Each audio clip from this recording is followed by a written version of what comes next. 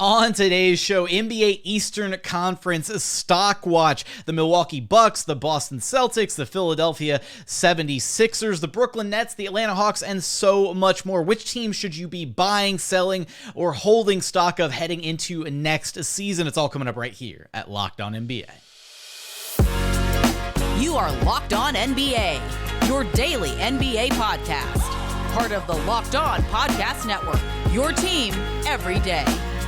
What's up and welcome to another edition of Locked On NBA, the biggest stories with the local experts. I'm your host, Jackson Gatlin, also host of Locked On Rockets right here on the Locked On Podcast Network, your team every single day. Now, today's episode is brought to you by Bird Dogs.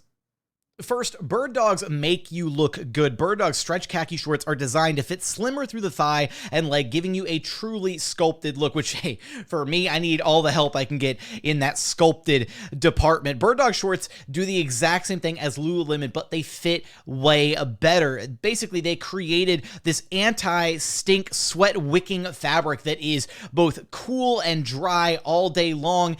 They are honestly the most comfortable shorts that you will ever own and ever wear. They've got so many different kinds and styles to choose from. You can wear them. They're so versatile. You can wear them just hanging out with friends, wear them on a beach day or a pool day, swim in them. You can wear them out on a date night. They are incredibly versatile, and you can check them out. Just go to birddogs.com/lockedonnba or enter promo code LOCKEDONNBA for a free white tech hat with every single purchase. That's birddogs.com/lockedonnba or promo code LOCKEDONNBA. You won't want to take your Bird Dogs off. We promise you that. Joining us now is the host of Locked On Nets, Adam Armbrecht. You can track down wherever you listen to your podcasts and on YouTube. Just search Locked On Nets. Here for a little Eastern Conference playoff stock watch. We're going to see if we can have some predictions, some evaluations on how we think the Eastern Conference is going to shake out this year. We'll focus on slots kind of 1 through 6 here in today's segment. Now, for those unfamiliar with how Stock Watch works, it's where we take a look at statistics, predictions, narratives, and we either buy, sell, or hold that statistic, narrative, prediction, whatever. So, Adam, are you ready to dive into a little stock watch here for the Eastern Conference? Oh, buddy, I can't wait. I got Brooklyn Nets top of the list. No. Oh, okay. Well, a little homerism never hurt anybody. No. Let's start right here at the very top of the list with none other than the Milwaukee Bucks, who you take a look at this past season, 58-24, top of the Eastern Conference. Their current win threshold via FanDuel Sportsbook, 53.5. So, Adam, at the very top, are you buying, selling, or holding Milwaukee Bucks stock? I'd still buy it at this point, and that's going to be relative to when you look at the entirety of the Eastern Conference, right? They brought back everybody, and they're sticking with having Giannis obviously there, and then these older veterans around him. It's not time to blow up that thing. It's not time to rebuild it yet, and for that reason, if they're not selling on their own strategy, I'm gonna buy them at least for one more season. See, I'm so torn on this. I feel like I'm going to have to hold on the Bucks because they brought everybody back, but did they improve? Like in the Eastern Conference, do we see the Bucks winning more than 53.5 games as it currently stands? No, I'd probably take the under if I was. If you ask me on the over-under, I might say take the under, which can be true of a lot of teams depending on what their ambitions are for the regular season versus the playoffs. But it's not hard. You wouldn't have to twist my arm to go hold over buy. But again, we'll talk about these other teams. It's going to be relative to the rest of the Eastern Conference for me. That's a very good point there, because there could be some serious fluctuations here out east. All right, well, we've got one buy, one hold so far for the Bucks. Let's go one further down on the pecking order. The Boston Celtics, number 2 in the East this past season, 57-25. Their current win total prediction via FanDuel, 54.5 games. Yeah, I would take the over on the win total for them. I'd buy their stock for sure, because they are, I mean, listen, have they come up short in some playoff series with a lot of these core pieces? Yes. Did they lose Marcus Smart? Yes, but they kind of had Derek White waiting in the wings there. And then they go out and they get a guy like Porzingis to add into this monster fold along with Horford, who's old, but still good. So like they are easily the team in the East to me that has established themselves and continues to be trending in 100% the right direction. You know, it's really tough for me because I think the losses of Marcus Smart and Grant Williams are going to be so much more devastating than people think that they are, I guess, right now. I mean, so many, right? Marcus Smart, widely known as the heart and soul of that Boston Celtics team. Grant Williams was integral to what they were able to accomplish as a fantastic piece off the bench for them, situationally starting at times. I almost want to sell here. I don't know if I'm bought in on the Kristaps Porzingis Boston Celtics here. I'm really torn, Adam. Maybe you and I are just going to go down the list and we're just going to wind up being completely opposites the whole way.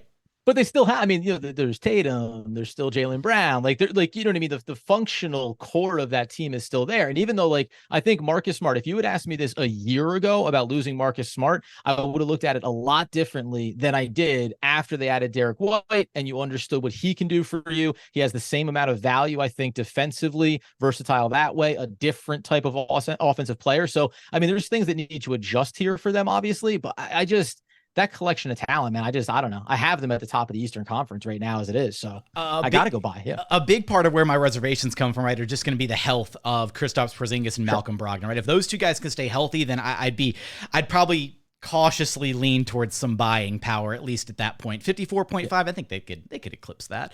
The next team on here, there's going to be so much, there's no way to peg this. The Philadelphia 76ers, 54-28 this past season. Currently 49.5 on the win totals for this upcoming year. I think you have to sell the Sixers stock at this point, right? We're finally going to agree, Jackson. Yeah, you got to be selling this right now. Obviously, everything going on with James Harden, come hell or high water, he's not going to be playing for the 76ers. I don't know how that's going to resolve itself. And then the trickle-down effect of what does that mean for Joel Embiid? You're already hearing rumblings about that. And then you expand out and look at this roster overall. This organization seems like it is right on the precipice of going absolutely off the deep end here. I would sell it.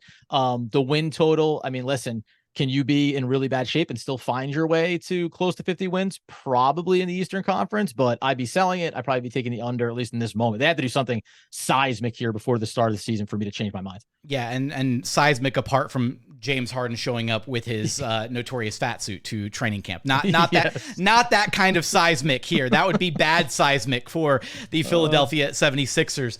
I think the 76ers are honestly, Adam, a potential contestant here for the largest fall from grace, if you will, in the NBA landscape, right? From where they were this past season to where they might ultimately find themselves in the standings, depending on how this James Harden situation plays out. They could easily go from third seed to potentially not even being in the playoffs if things blow up that catastrophically.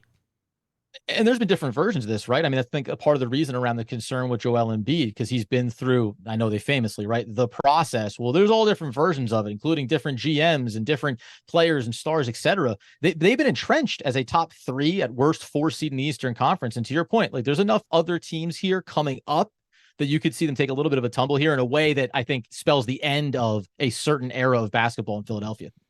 All right, Cleveland Cavaliers next on our list at 51-31 this past season. Their win total prediction sitting at 50.5 games. Are we buying, selling, or holding on the Cavs stock, Adam? I'm holding on the Cavs because I don't know if they can do it.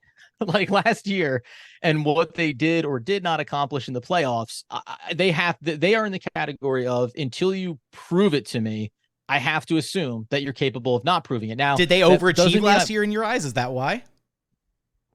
Not even overachieve. I mean, I just don't know if it's the perfect right compliments around Donovan Mitchell, and you have bigs, you have Jared Allen, you have Mobley, but are they all ready? And is Jared Allen the complete player to be playing those max minutes? Like, I just don't know if they figured out the right set of pieces together for them. Talent wise, no. Did they overachieve? No, they didn't overachieve.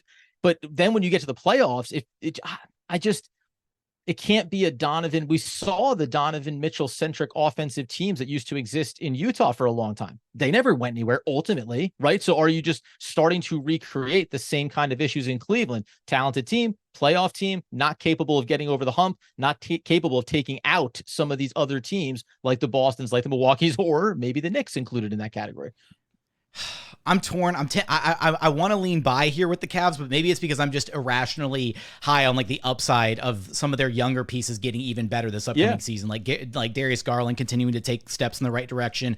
Evan Mobley with a year 3 leap potentially.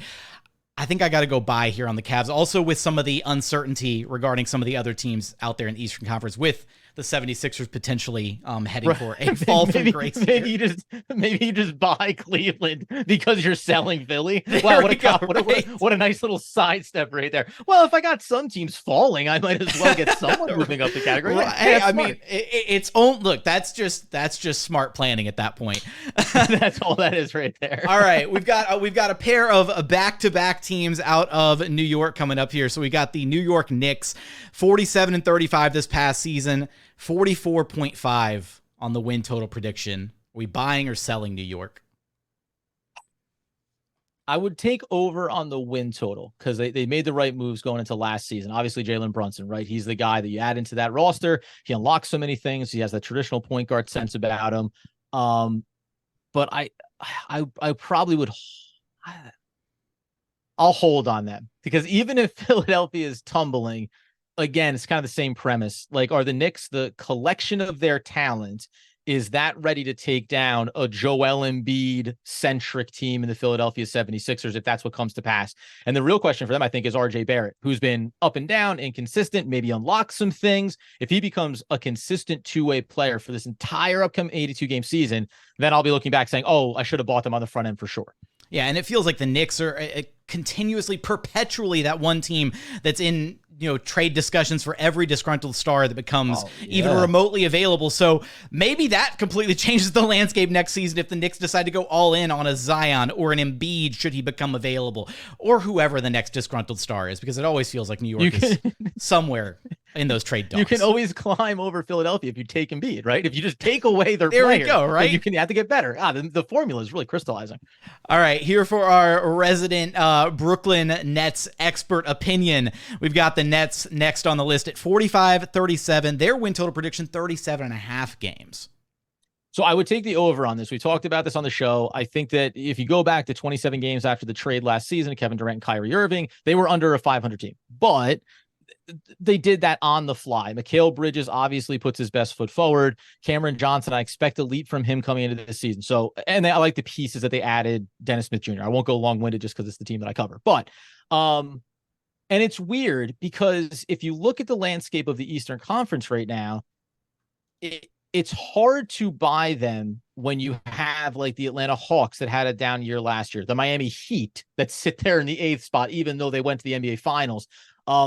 I would say hold with them, which is probably being generous. I think most people would come into this and say sell because you lost your superstars and you're just fighting off a total rebuild process here by a couple of seasons. But I do think they have some sneaky upside based on who takes steps forward in this upcoming season. Yeah, I think conventional wisdom has to tell you to sell right here. So yeah. I'm gonna. This is where we're gonna have to differ again. I'm gonna sell here. Now the real question, Adam, is we've got the Sixers potentially in free fall here. We've deferred on a couple buy, sell, holds along the way. Of the 6 teams that made the playoffs though this past season, Bucks, Celtics, Sixers, Cavs, Knicks, Nets, the 6 guaranteed slots outside of the play-in. Which of those teams do you see actually taking that fall out of that top 6? We've agreed on the Sixers so far. Is there another one that you can definitively say is not going to be in that bunch with a guaranteed slot? Not definitively, but in spite of saying, I mean, it's why you can only say at best hold with the Nets. They're the most susceptible, obviously, right? Because you don't know what the potential drop-off is here. Former 76er Ben Simmons. Now it's again, the hype train is back on. He's healthy. He's ready. That's a huge factor in how successful this team can be. Their offense is going to be a struggle. And again, when you look right behind them, the Hawks, the Miami Heat, the Pacers, by the way, I'm sure you're going to talk to Tony East at some point about his team and what they've accomplished.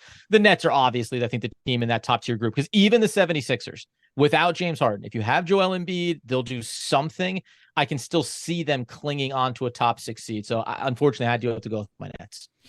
The Sixers and Nets are probably the most 2 likely teams to fall out of that top 6 range of the Eastern Conference playoffs. But if they fall out of that range, which teams are then moving into the top 6 range out of that play-in bracket? You're going to have us covered for all of that and so much more over at Locked On Nets. Adam, I appreciate you stopping by Locked On NBA with me.